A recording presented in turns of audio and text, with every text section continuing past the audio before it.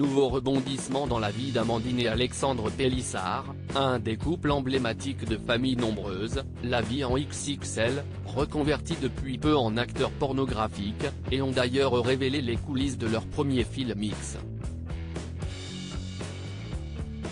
Ce changement de vie n'a pas plu à tout le monde, et les amoureux sont aujourd'hui victimes de cyberharcèlement. Malheureusement, au vu de leur exposition et de leur choix de reconversion dans le contenu X, leurs enfants ont fini par être impliqués dans leurs histoires. En effet, le couple a raconté ce samedi 18 février, en stories de leur compte Instagram, que la police est venue à leur domicile afin d'amener leurs enfants au commissariat pour les interroger. Cela fait suite à des signalements anonymes que la police a reçus. Il s'est passé quelque chose il y a quelques jours. J'étais à Paris avec Léna et Alex était avec les autres enfants. Il m'appelle pour me dire que la police est à la maison. Il me dit qu'ils veulent emmener les enfants. Des courriers anonymes ont été envoyés au procureur disant que suite à notre reconversion, soi-disant, on enferme nos enfants à clé dans leur chambre la nuit, a rapporté la mère de famille.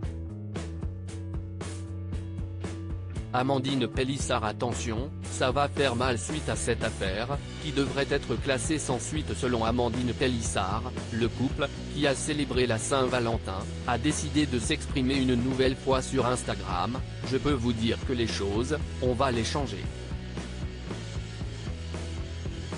Parce que là, il y a vraiment tout un système à remettre en question par rapport à la crédibilité accordée aux internautes haineux et au cyberharcèlement. Le système a cautionné le cyberharcèlement. Ce n'est même pas de la faute de la police. Il y a quand même un vrai problème dans la loi, parce qu'encore une fois, tout ça est vraiment un système de zéro qui devrait se mettre en place, en phase avec la société actuelle qui est le reflet des réseaux sociaux. Car ils ont une place encore plus importante que n'importe quel média. En tant que personnalité publique, encore une fois, on ne devrait pas être soumis à un contrôle lorsque des rageux font des signalements sur les réseaux. A expliqué la mère reconvertie.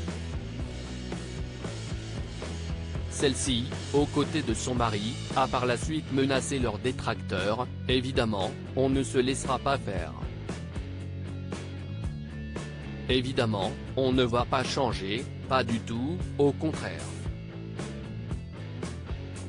Nous, on n'a rien à se reprocher, on continuera comme ça.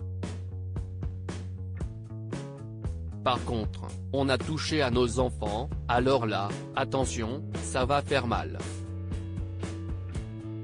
Ça va faire mal dans les clous de la loi, et je peux vous dire qu'on ne va pas lâcher le morceau, vraiment, vous ne vous en êtes pas pris aux bonnes personnes.